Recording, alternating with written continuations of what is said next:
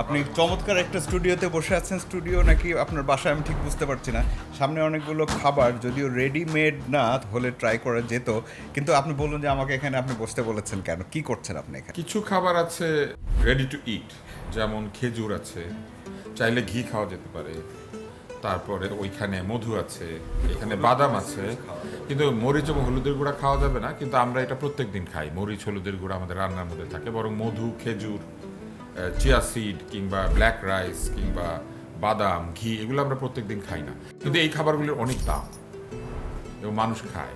দামের কারণ কি? অনেক গুণাগুণ বেশি এগুলো। মানুষ ধরে নেয় যে এই খাবারগুলিতে গুণাগুণ বেশি, শুধু তাই না, এই খাবারগুলি তৈরি করতে এর যে উপাদান সেটা খুব দামি। যেমন ঘি তৈরি করতে গেলে দুধ লাগে, বাদাম বিদেশ থেকে আসে এবং সব জায়গায় বাদামের ফলন হয় না।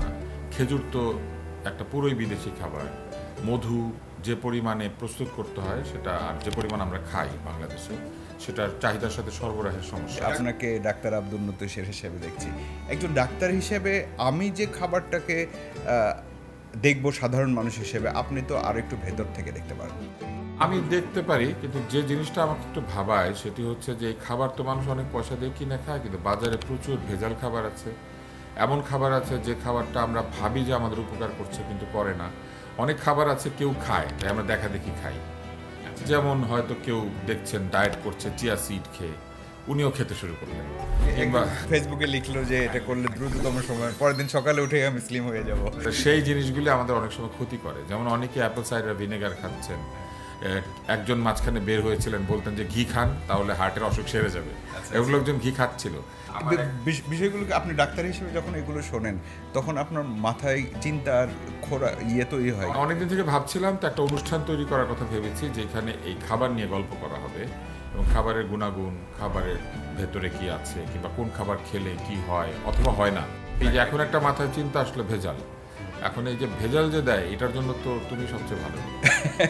আমরা যে কাজটা করতে পারি সেটা হলো কিছু পুষ্টিবিদের সাথে কথা বলতে পারি। তারা তো প্রতি মুহূর্তেই আসলে তাদের পেশেন্টদেরকে, যারা পরামর্শ নিতে আসে তাদেরকে সাজেস্ট করতে পারি, কিন্তু ভেজাল তো তারা ধরতে পারবে না। ভেজাল ধরার জন্য একটা ইনভেস্টিগেটিভ জার্নালিজম লাগে, মানে যারা ভেজাল মেশায় এরা তো জাতির শত্রু, হ্যাঁ, এবং ভবিষ্যৎ প্রজন্মের শত্রু। কারণ এই ভেজাল খেয়ে আমাদের শিশুরা ক্ষতিগ্রস্ত হচ্ছে, মায়েরা ক্ষতিগ্রস্ত হচ্ছে, এবং সবচেয়ে খারাপ যেটা হচ্ছে, যখন কেউ অসুস্থ হয় তার তো আয় কমে যায়, কিন্তু তার ব্যয় বাড়ে।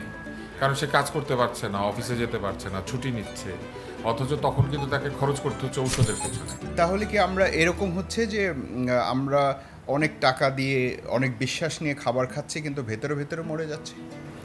অনেকটা এরকম। যদি আমরা ভালো খাবার কিনতে না পারি, বুঝতে না পারি বা চিনতে না পারি, তাহলে কিন্তু আমরা অনেক সময় পয়সা দিয়ে বিষ কিনে খাই। এই জন্য একটা অনুষ্ঠান বানাতে চাই, ফুড ইনসাইড। অনুষ্ঠানের নাম ফুড ইনসাইড। অনুষ্ঠানটাতে এখন আমি চাই যে একটা অনুসন্ধানী সাংবাদিকতাও যুক্ত হোক। ভেজাল কারা দেয় তাদেরকে তুমি খুঁজে বের করো, আর খাবার নিয়ে আমি গল্প করি। এটা তো আমাদের একটা রেসপন্সিবিলিটিও যে আমরা দৃশ্যমান যা দেখছি তার ইনসাইডে কি আছে। নামটা চমৎকার হয়েছে, ফুড ইনসাইড। আপনারা যারা খাবার নিয়ে আগ্রহী, কোন খাবার আমরা কোন বিশ্বাস নিয়ে খাচ্ছি এবং খাবার ভালো না মন্দ, শেষ পর্যন্ত তার ভিতরে কোন ফরম্যাটে, কোন আকারে, কিভাবে ভেজালটা প্রবেশ করে আছে, সেই বিষয়ে জানতে চান, তারা ফুড ইনসাইড দেখতে পারেন প্রতি বুধবার এবং প্রতি শনিবার রাত 8টায় ভেজাল নাই ফেসবুক পেজ এবং ইউটিউব চ্যানেলে।